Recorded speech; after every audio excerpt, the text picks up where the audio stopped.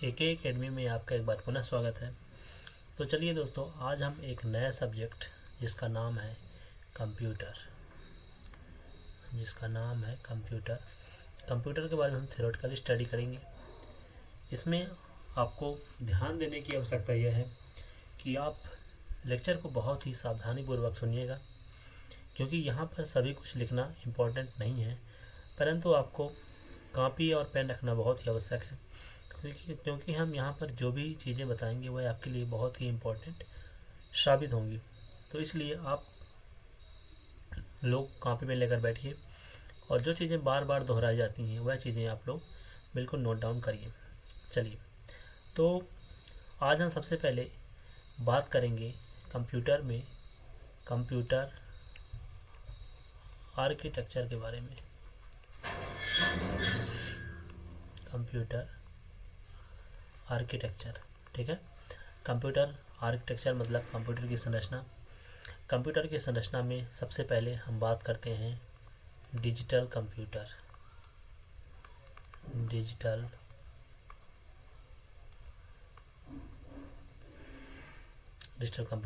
ठीक है। Digital computer क्या होता है, तो इस बारे में हम जान लेते हैं कि डिजिटल कंप्यूटर जो 0 और 1 के फॉर्म में अपना रिजल्ट देते हैं, इसे डिजिटल कंप्यूटर कहा जाता है। इसे high voltage, low voltage format में भी कहा जाता है। तो डिजिटल कंप्यूटर में हम बात करते हैं सबसे पहले जो हमारा कंप्यूटर है, उस कंप्यूटर का नाम कौन सा है? Super computer. सुपर कंप्यूटर के बाद जो हमारा अगला कंप्यूटर होता है मेन फ्रेम कंप्यूटर, ठीक है। मेन फ्रेम कंप्यूटर के बाद अगला कंप्यूटर है मिनी कंप्यूटर, और मिनी कंप्यूटर के बाद जो आता है उसका नाम है माइक्रो कंप्यूटर, ठीक। तो सुपर कंप्यूटर में हम जान लेते हैं सुपर कंप्यूटर में क्या चीज़ होते हैं। ऐसे कंप्यूटर जो बहुत ही बृहद स्तर पर उपयोग किए जाते हैं, या कहें कि जिनका प्रयोग हम साइंटिफिक उपयोगों में किया जाता है, उसे सुपर कंप्यूटर कहा जाता है। वैज्ञानिक अनुसंधानों में प्रयोग में आने वाले कंप्यूटरों को सुपर कंप्यूटर कहा जाता है। तो इसका प्रयोग कहाँ होता है? इसका प्रयोग होता है साइंटिफिक एरियाज़ में, ठीक है। मेन फ्रेम कंप्यूटर का उपयोग सुपर कंप्यूटर से थोड़ा कम होता है। इसका उपयोग ज़्यादातर बैंकिंग सर्विस और रेलवे सर्विस में इसका प्रयोग किया जाता है, ठीक है। मिनी कंप्यूटर का उपयोग जनरली घरों में किया जाता है। जो हाउस में प्रयोग होने वाले कंप्यूटर हैं उसमें मिनी कंप्यूटर का प्रयोग किया जाता है। माइक्रो कंप्यूटर और मिनी कंप्यूटर में ज़्यादा डिफरेंस नहीं है। माइक्रो कंप्यूटर में जो कंप्यूटर आते हैं वो कौन कौन से आते हैं? डेस्कटॉप कंप्यूटर आते हैं। डेस्कटॉप के बाद कौन से आते हैं? लैपटॉप कंप्यूटर आते हैं। और लैपटॉप के बाद जो आते हैं वो कौन से कंप्यूटर आते हैं? टैबलेट कंप्यूटर आते हैं, ठीक है। डेस्कटॉप के अंतर्गत आने वाले कंप्यूटर कौन से कंप्यूटर होते हैं? तो ध्यान रखिएगा, डेस्कटॉप के अंतर्गत आने वाले कंप्यूटर कौन से होते हैं? स्मार्टफोन होते हैं। लैपटॉप के अंतर्गत आने वाले कंप्यूटर की यदि बात करें तो जो साइंटिफिक कैलकुलेटर होते हैं, साइंटिफिक कैलकुलेटर कहाँ पर प्रयोग किए जाते हैं? तो साइंटिफिक कैलकुलेटर ज़्यादातर इंजीनियरिंग कोर्सों में उपयोग किए जाते हैं, और जहाँ पर हाई कैलकुलेशन की आवश्यकता पड़ती है वहाँ पर साइंटिफिक कैलकुलेटर का प्रयोग किया जाता है, ठीक है। चलिए, अगला हम बात करते हैं डिजिटल कंप्यूटर, ठीक है। डिजिटल कंप्यूटर के बारे में, तो डिजिटल कंप्यूटर में इलेक्ट्रिसिटी का प्रयोग होता है, और इलेक्ट्रिसिटी को हम किस रूप में दर्शा सकते हैं? तो इलेक्ट्रिसिटी को हम वोल्टेज के रूप में भी कह सकते हैं, ठीक है। इलेक्ट्रिसिटी को हम किस रूप में प्रयोग कर सकते हैं? तो इलेक्ट्रिसिटी को हम वोल्टेज के फॉर्मेट में भी बात कर सकते हैं। अब वोल्टेज दो प्रकार के होते हैं, कौन कौन सा? एक होता है हाई वोल्टेज और एक होता है लो वोल्टेज, ठीक है। हाई वोल्टेज को हम किस रूप में दर्शाते हैं? हाई वोल्टेज को 1 के रूप में दर्शाते हैं, ठीक है। और जो लो वोल्टेज होता है 0 के रूप में यहाँ पे दर्शाते हैं, ठीक है। तो यहाँ पर जो फ्लैक्चुएशन होता है 0, 1, फिर 0, फिर 1, फिर 0, फिर 1, फिर 0, फिर 1, फिर 0, इस प्रकार से यहाँ पर जो नीचे वाली लाइन होती है 0 1 0 1, इसी प्रकार ये कंटिन्यूअस सिग्नल यहाँ पे फ्लो करते रहता है। अगला होता है डिजिटल कंप्यूटर में जो भाषा का प्रयोग होता है। डिजिटल कंप्यूटर में जो भाषा का प्रयोग होता है उस भाषा को क्या कहते हैं? उस भाषा को कहते हैं मशीन भाषा या मशीन लैंग्वेज इसे कहा जाता है। ठीक है, मशीन लैंग्वेज को भी यदि हम कोड में बात करें तो इसे मशीन कोड भी कहते हैं। मशीन कोड के अलावा इसे ऑब्जेक्ट कोड कहा जाता है। ऑब्जेक्ट कोड के अलावा इसे बाइनरी कोड भी कहा जाता है। अब बाइनरी कोड क्यों कहा जाता है? क्योंकि यहाँ पर 0 और 1 का प्रयोग किया जाता है। ठीक है, 0 और 1 का प्रयोग कंप्यूटर अपनी प्रोसेसिंग के दौरान करता है, क्योंकि जो हम इनपुट देते हैं वह अल्फ़ाबेटिक यानी न्यूमेरिक फॉर्मेट में होते हैं। चलिए आगे हम बात करते हैं पर्सनल कंप्यूटर के बारे में। पर्सनल कंप्यूटर जिसे पीसी भी कहते हैं और इसी को डेस्कटॉप कंप्यूटर, इसी को लैपटॉप कंप्यूटर, ठीक है, या इसी को टैबलेट या टैब भी कहते हैं, या इसी को टैबलेट या टैब भी कहते हैं। ध्यान रखिएगा ये जो सारे नाम क्या हैं एक ही हैं। पर्सनल कंप्यूटर, डेस्कटॉप कंप्यूटर अथवा लैपटॉप कंप्यूटर। ठीक है, ये सारे नाम क्या हैं? ये सारे नाम यहाँ पर एक ही हैं, टैब।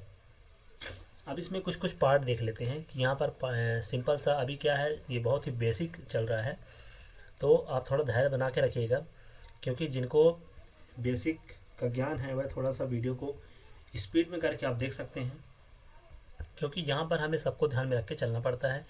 पर हम इतना ज़रूर कहते हैं कि यह वीडियो आपके लिए बहुत ही साबित होगा, क्योंकि इसमें बेसिक टू एडवांस हर प्रकार के लेवल का प्रयोग यहाँ पे किया गया है। ठीक है, तो चलिए यहाँ पर एक इस प्रकार का कंप्यूटर में आप देखे होंगे कि बॉक्स होता है। ठीक है, यहाँ पर एक सिस्टम लगा होता है और यहाँ पर एक इस प्रकार का एक कनेक्शन होता है। ठीक, और यहाँ पर एक पार्ट ये होता है। अब ये जो कनेक्शन है, कंप्यूटर का कनेक्शन इससे होता है। ठीक है, इसका कनेक्शन इससे होता है और यहाँ पर सिस्टम कनेक्शन इससे होता है। यह जो डिस्प्ले आपको दिख रहा है यहाँ पर, इसको क्या कहा जाता है? इसको कहा जाता है मॉनिटर। इसको क्या कहते हैं? मॉनिटर। इस डिस्प्ले को क्या कहते हैं? मॉनिटर। इसी को VDU भी कहते हैं। ठीक है, इसी को क्या कहते हैं? VDU, visual display unit. ठीक है, VDU।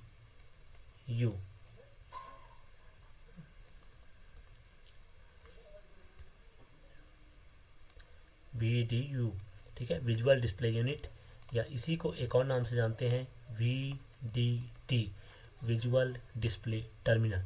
ठीक है, तो यहाँ पे हम इसको लिख भी देते हैं कि ये क्या कहलाता है? ये होता है विजुअल डिस्प्ले। ये क्वेश्चन आया भी हुआ है कि सामने दिखने वाला जो डिस्प्ले होता है उसे और किस नाम से जाना जाता है? तो विजुअल डिस्प्ले यूनिट के नाम से जाना जाता है, या यूनिट की जगह क्या कह सकते हैं इसको? यूनिट की जगह इसको क्या कहते हैं? टर्मिनल भी कहा जाता है, विजुअल डिस्प्ले टर्मिनल। ठीक है, यहाँ पर जो ये वाला पोर्शन है इसको तो आप सभी को ही जानते हैं, इसको क्या कहते हैं? इसको कहते हैं कीबोर्ड। ठीक है, यहाँ पर जो ये वाला पोर्शन है इसे क्या कहते हैं? इसको कहते हैं माउस। यहाँ पर लेफ्ट और राइट क्लिक होता है, N1 स्क्रॉल बार होता है। ये वाला जो बॉक्स है इसको बहुत विशेष ध्यान रखिएगा। इस बॉक्स को कुछ लोग CPU कहते हैं, पर CPU यहाँ पर गलत है। इस बॉक्स का जो नाम है वो नाम है सिस्टम यूनिट।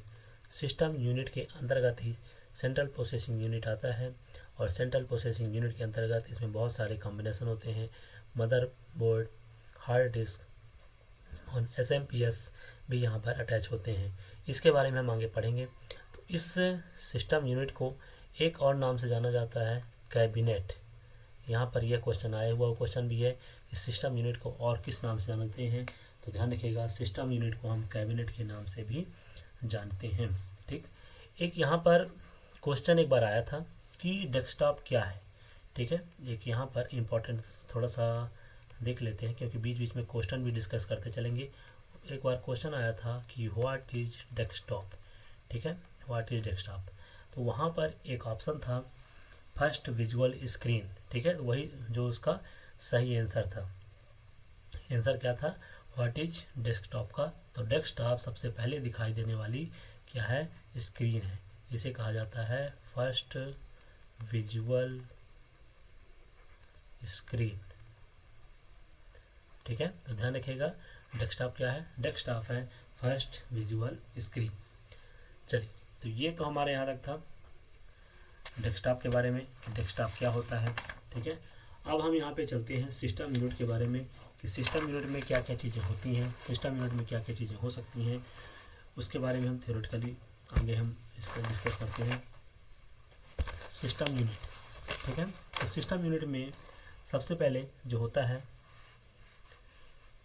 इसको थोड़ा सा स्पेस को यहाँ पे हम रख किए देते हैं।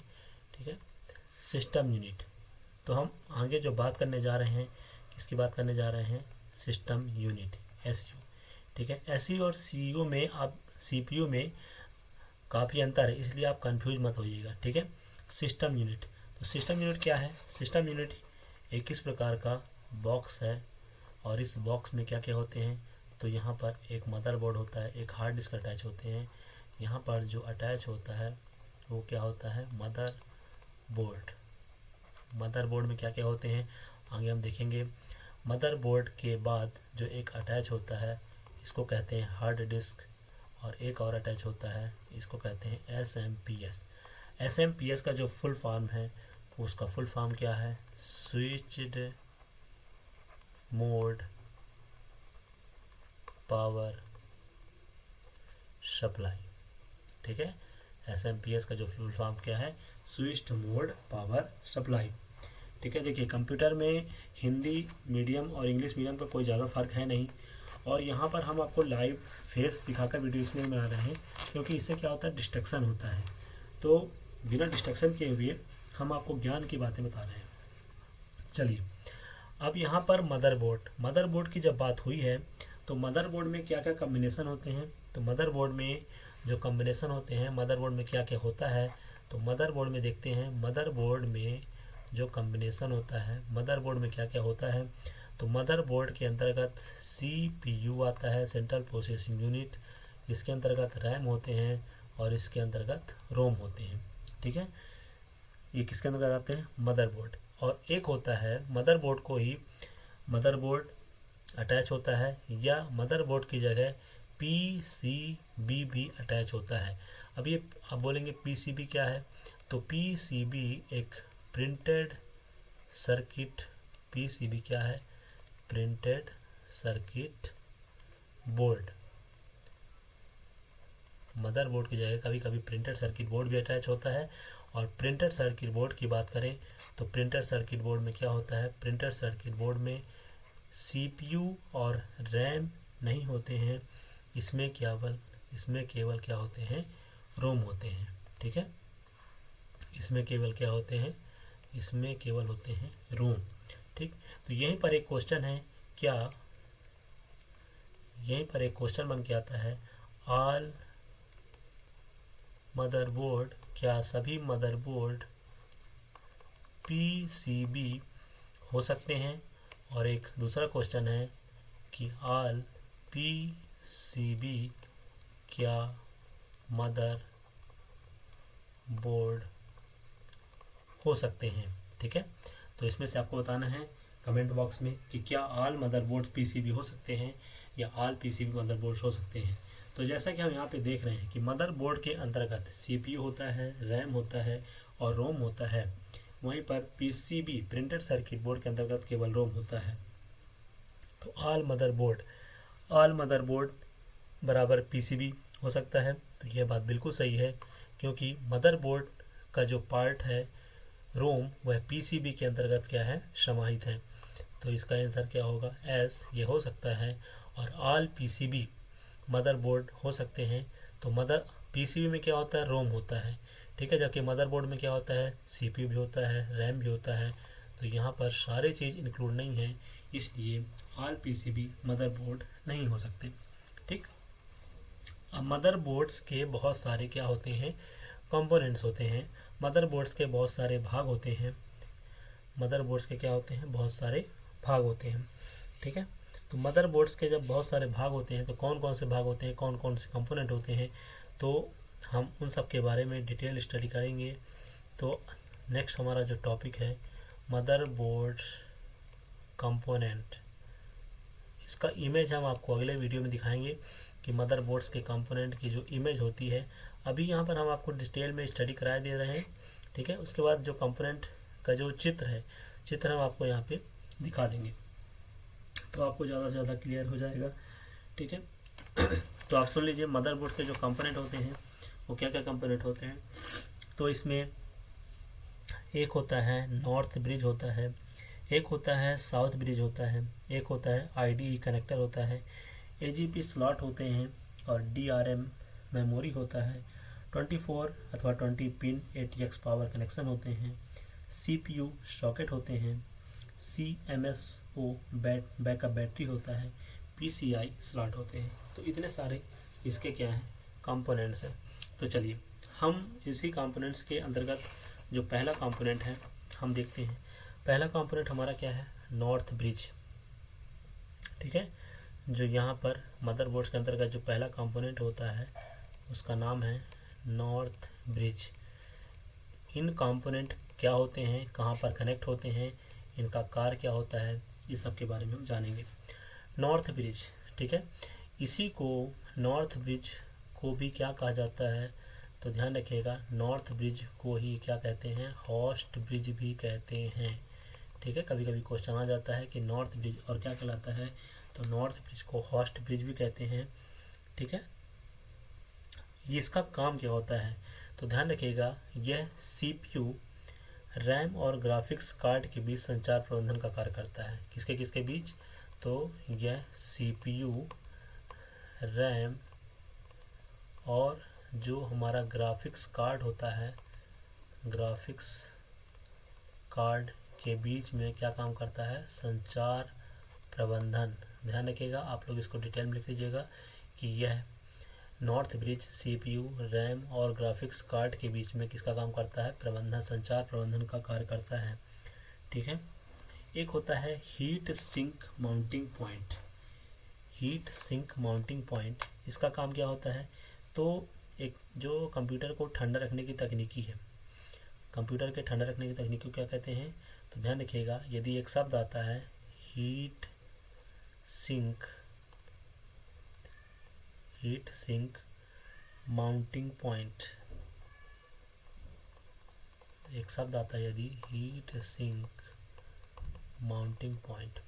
ठीक है। तो हीट सिंक माउंटिंग पॉइंट क्या होता है, तो heat sink mounting point computer को ठंडा रखने की जो टेक्निक होती है, ठीक है, इंसान को ठंडा रखने की जो टेक्निक होती है वो उसका दिमाग होता है, पर जो कंप्यूटर को ठंडा रखने की तकनीकी होती है उसे हीट सिंक माउंटिंग पॉइंट कहा जाता है। ठीक।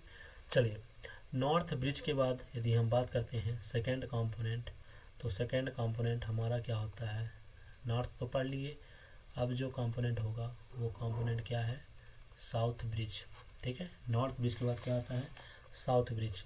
साउथ ब्रिज को क्या कहते हैं, साउथ ब्रिज को इनपुट अथवा आउटपुट कंट्रोलर हब। ठीक है। साउथ ब्रिज को क्या कहा जाता है, इनपुट आउटपुट कंट्रोलर हब कहा जाता है। और इसका जो काम होता है, इसके काम को आप लोग लिख लीजिए, यह सीपीयू व अन्य डिवाइस जैसे, इसका जो काम होता है तो यह सीपीयू व अन्य डिवाइस जैसे यूएसबी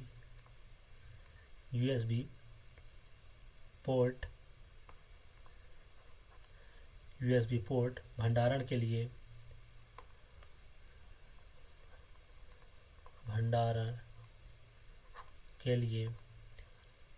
ऑडियो इंटरफेस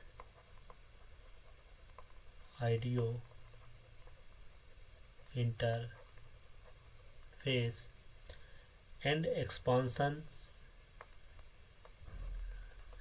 और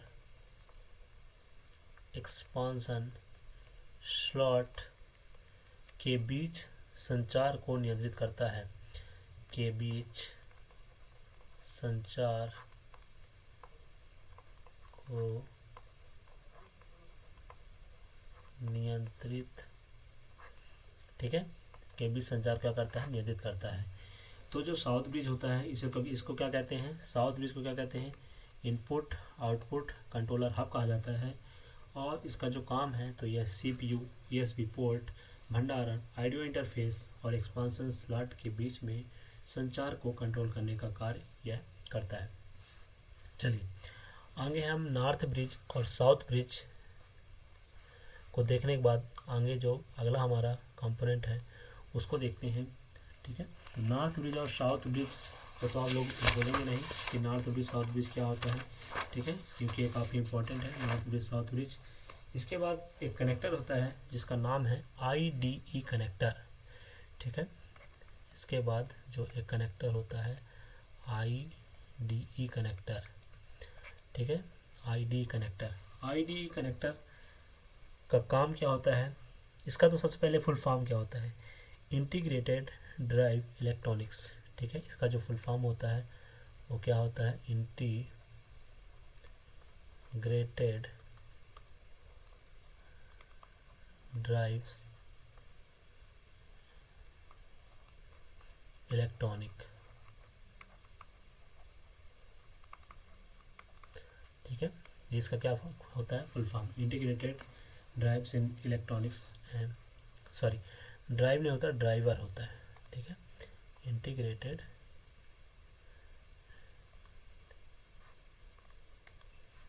ड्राइवर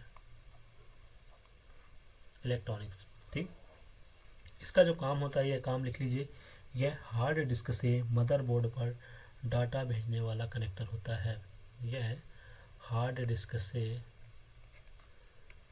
यह हार्ड डिस्क से मदरबोर्ड पर डाटा भेजने वाला कनेक्टर, ठीक है। तो यह होता क्या है, IDE, यह हार्ड डिस्क से मदरबोर्ड पर डाटा भेजने वाला कनेक्टर होता है। और यदि एक से ज़्यादा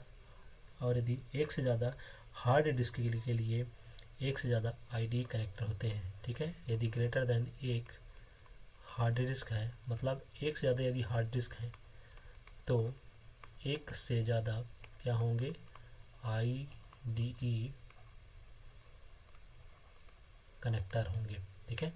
एक से ज़्यादा यदि हार्ड डिस्क हैं तो एक से ज़्यादा क्या होंगे, IDE कनेक्टर होंगे। यदि हम इसे फ्लो चार्ट में देखते हैं तो यदि हमारा यहाँ पर क्या है, यदि हमारा यहाँ पर मॉनिटर है, ठीक है, यदि हमारा यहाँ पर मॉनिटर है, यदि हमारा यहाँ पर CPU रखा हुआ है, सेंट्रल प्रोसेसिंग यूनिट, जो कि सिस्टम यूनिट का भाग है, यहाँ पर मेमोरी होती है जिसका नाम है रैंडम एक्सेस मेमोरी, और यहाँ पर जो डाटा आता है वो कहाँ से आता है, हार्ड डिस्क से, ठीक है। तो हार्ड डिस्क से डाटा कहाँ जाएगा, रैम में, रैम से डाटा कहाँ जाएगा, CPU में, CPU में जो इनपुट क्या कहलाएगा, इनपुट कहलाएगा रैम से द्वारा जो डाटा आएगा। CPU में क्या होगा, CPU में होगा प्रोसेसिंग, और मॉनिटर में क्या दिखाई देगा, आउटपुट, ठीक है। तो यहाँ पर हार्ड डिस्क से मदरबोर्ड पर डाटा भेजने वाला कनेक्टर, तो कनेक्टर कहाँ पे अटैच होंगे, तो कनेक्टर यहाँ पे अटैच होगा, हार्ड डिस्क से मदरबोर्ड पर भेजने वाला कनेक्टर, ठीक है। तो रैम के इधर से, तो यहाँ पर जो कनेक्टर का प्रयोग होगा उसे कहते हैं IDE कनेक्टर, ठीक। चलिए IDE कनेक्टर के बाद हम बात करते हैं एक और हमारे पास जो कंपोनेंट है। तो ये हमारा तीसरा कंपोनेंट था, नॉर्थ ब्रिज साउथ ब्रिज, चौथा IDE कनेक्टर। जो चौथा है 20 अथवा 24 pins ATX power connector, ATX power connector. ठीक है, अब ये 20 और 24 पिंस ATX पावर कनेक्टर क्या होता है?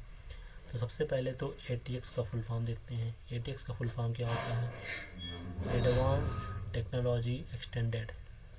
ATX का जो फुल फॉर्म होता है एडवांस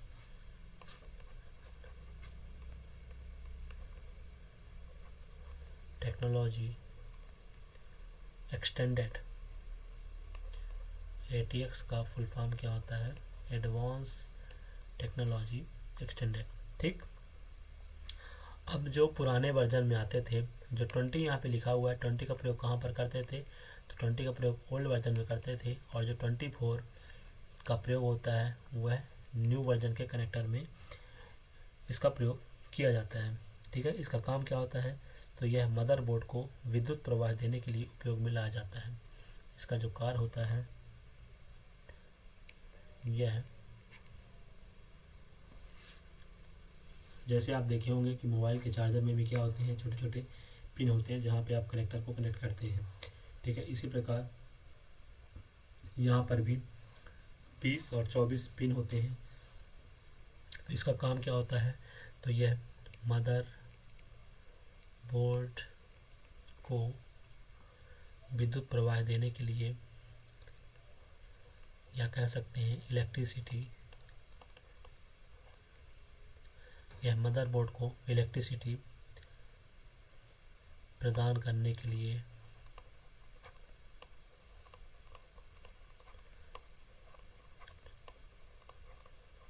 उपयोगी, ठीक है, या उपयोग में लाया जाता है। यह मदरबोर्ड को इलेक्ट्रिसिटी प्रदान करने के लिए उपयोग में लाया जाता है। चलिए, इसी में आता है CPU फैन और हीट सिंक माउंटिंग पॉइंट। तो हीट सिंक माउंटिंग पॉइंट हम देख चुके हैं। हीट सिंक माउंटिंग पॉइंट क्या होता है? ठंडा करने की तकनीकी होता है। एंड यदि हम बात करें, एक होता है CPU सॉकेट। ठीक है, क्या होता है? CPU socket. CPU सॉकेट का काम क्या होता है? तो यह CPU प्लेस होल्डर है, CPU को लगाए जाने का स्थान, या कह सकते हैं CPU प्लेस होल्डर। ठीक है, हिंदी में यदि चाहेंगे तो CPU को लगाए जाने का स्थान को क्या कहेंगे? CPU socket. चलिए, अगला जो है, अगला जो भाग है हमारा, छठवां भाग है, उसका नाम क्या है? DRAM memory slot.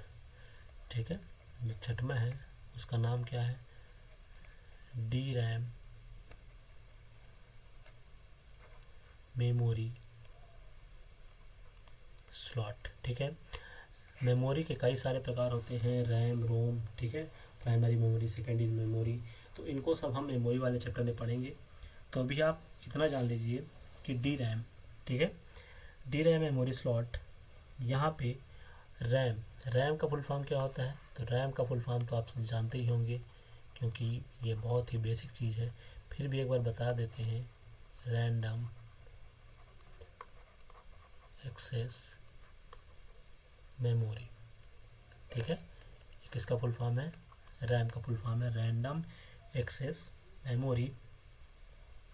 और यह जो रैम है, इसको क्या कहा जाता है? इसको कहा जाता है मेन मेमोरी। ठीक है, ध्यान रखिएगा, कंप्यूटर की मुख्य मेमोरी कौन सी है?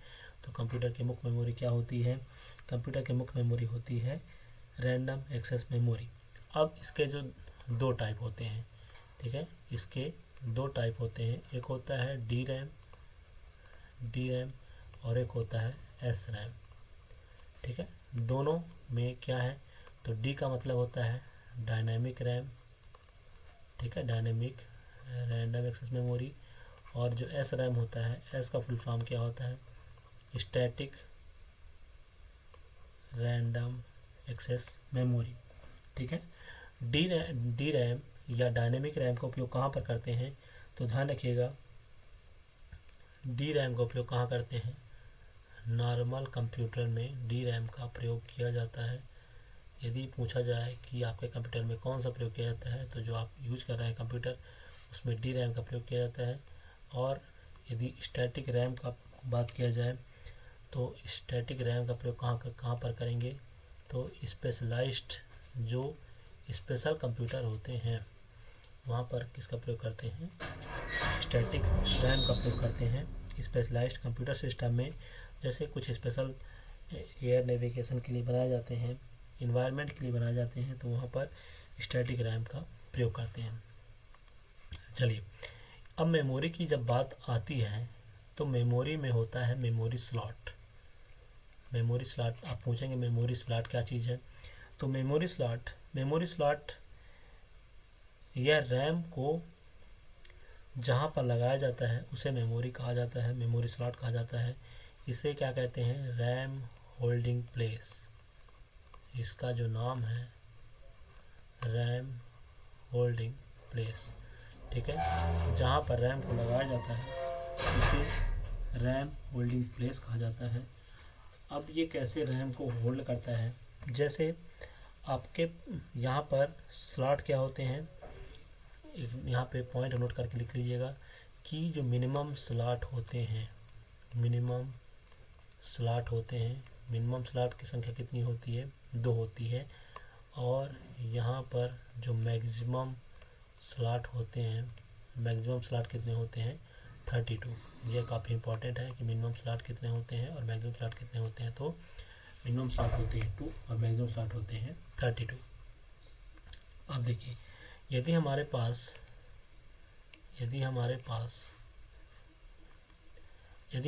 4 GB का रैम है, ठीक है, 4 GB का रैम है, 4 GB का रैम है, तो यहाँ पर देखिए जो मिनिमम स्लॉट होता है वो कितना होता है, 2 होता है। तो स्लॉट 1 और स्लॉट 2, मतलब इसको कैसे अरेंज करते हैं, तो 4 GB। अब 4 GB में पहले वाले स्लॉट में क्या हो जाएगा, 4 GB हो जाएगा, तो दूसरे वाले स्लॉट में कुछ बचेगा नहीं बचेगा, ठीक है। इसी प्रकार अब स्लॉट आप बोलेंगे किस किस प्रकार अरेंज कर सकते हैं, तो आप 1 GB 1 GB 1 GB 1 GB करके 4 स्लॉट भी यहाँ पर आप बना सकते हैं, ठीक है। पर हमको क्या करना है, स्लॉट को थोड़ा कम करके बनाना है, ठीक। तो जब 4 GB की बात आएगी तो 4 GB को हम एक ही स्लॉट में यहाँ पे रख सकते हैं। इसी प्रकार यदि हमारे पास 6 GB की बात आ रही हो कि 6 GB रैम, 6 GB रैम को अरेंज करना है, तो 6 GB जब रैम को अरेंज करेंगे तो यहाँ पर हम पहले स्लॉट में क्या रखें, 4 GB रखें और दूसरे स्लॉट में क्या रखें, 2 GB रखें। इस प्रकार ये अरेंज हो जाएगा, ठीक है। जो मेमोरी अरेंजमेंट होता है वह हमेशा किस फॉर्मेट में होता है, वह हमेशा होता है 2 के पावर n के फॉर्मेट में, ठीक है। 2 के पावर में 10 की पावर मतलब होता है 2 की पावर यदि 0 होगी तो 1, 2 की पावर यदि 0 होगी तो 1 होगा, 2 की पावर यदि 1 होगी तो क्या होगा, 2 की पावर 2 होगी तो 4। इस प्रकार के फॉर्मेट में यह सेट होता है, ठीक है। 1 GB 2 GB 4 GB 8 GB इनको यूज करके मेमोरी स्लॉट को बढ़ाया जाता है और इनको यूज करके मेमोरी स्लॉट को बनाया जाता है, ठीक। तो ये तो हो गया मेमोरी स्लॉट के बारे में। अब मेमोरी स्लॉट के बाद आता है एक और यहाँ पे शब्द आता है कनेक्टर्स फॉर इंटीग्रेटेड पेरिफेरल, ठीक है, जो मदरबोर्ड का ही क्या है, भाग है। इंटीग्रेटेड फॉर, ठीक है, जो हमारा कौन सा पॉइंट है, 6 पॉइंट तो हो गया था, 7th पॉइंट, ठीक है, जो हमारा 7th point.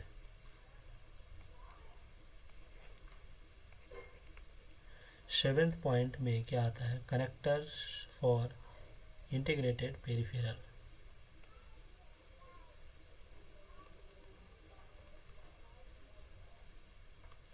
connectors for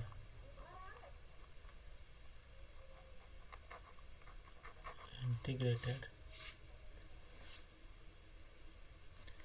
peripheral।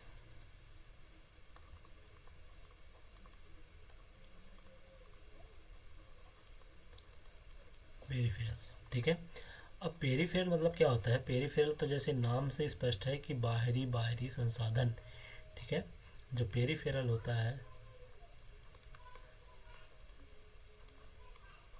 जैसे यदि कोई रास्ता आपके बीचों बीच शहर से जा रही है, ठीक है, वहाँ पर ट्रैफिक बहुत ज़्यादा है, तो कुछ अलग डाइवर्जन के लिए कुछ शहर के बाहर कुछ रास्ते बनाए जाते हैं, जिसे पेरिफेरल रोड्स या पेरिफेरल रोड कहा जाता है, ठीक है। अब पेरिफेरल में क्या क्या आएंगे, तो ध्यान रखिएगा, पेरिफेरल में इनपुट डिवाइसें भी आती हैं, इनपुट डिवाइसेस आती हैं। इनपुट डिवाइसेस के अलावा पेरिफेरल में आउटपुट डिवाइसेस भी आती हैं, और यहाँ पर एक और चीज़ आती है, एक्सटर्नल स्टोरेज डिवाइसेस। ध्यान रखिएगा, कभी कभी पेपर में ये तीनों ऑप्शन दे देता है और यहाँ पर पूछ लिया जाता है कि कौन से पेरिफेरल के अंतर्गत नहीं आती हैं, ठीक है।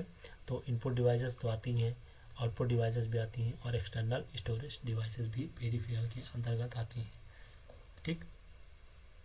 यहाँ पर कुछ चीज़ें और हैं, जैसे इसमें होता है USB पोर्ट, ठीक है। अब USB पोर्ट क्या है, इसका तो फुल फॉर्म सभी जानते हैं। USB का क्या होता है, यूनिवर्सल सीरियल बस, ठीक है, यूनिवर्सल सीरियल बस। USB पोर्ट को क्या कहा जाता है, यूनिवर्सल सीरियल बस पोर्ट। एक होता है ईथरनेट पोर्ट। ईथरनेट पोर्ट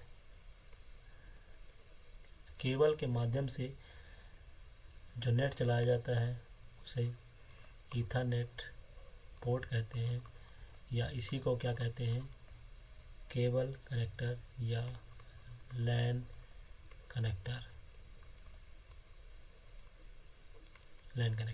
ठीक है। इसके बाद एक होता है HDMI पोर्ट।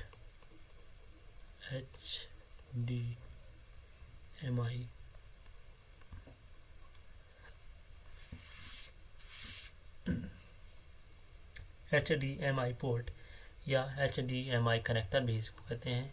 इसका जो फुल फॉर्म होता है, high definition multimedia interface. High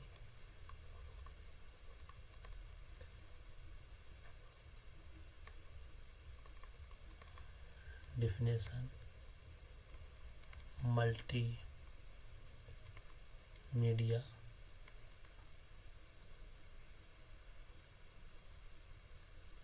interface, ठीक है। इसी में एक और कनेक्टर होता है, पेरिफेरल डिवाइसेस के अंतर्गत आते हैं, 3.5 mm audio jack, 3.5 mm audio jack, and one another thing इसमें आता है पावर कनेक्टर, ठीक है। इसमें क्या आता है, पावर कनेक्टर। तो ये था कनेक्टर फॉर इंटीग्रल पेरिफेरल के अंतर्गत आने वाले डिवाइस, ठीक है। चलिए, बाकी जो डिवाइसेस हैं उसको हम देखते हैं नेक्स्ट वीडियो में। कुछ और डिवाइसेस बची हुई हैं, जैसे CMOS power, backup battery, PCI slot, AGP slot, बस।